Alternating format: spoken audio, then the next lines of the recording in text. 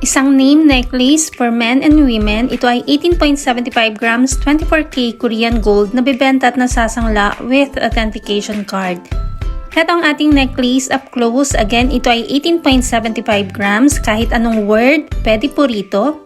Mapa-English or Korean, Tagalog ay pwede.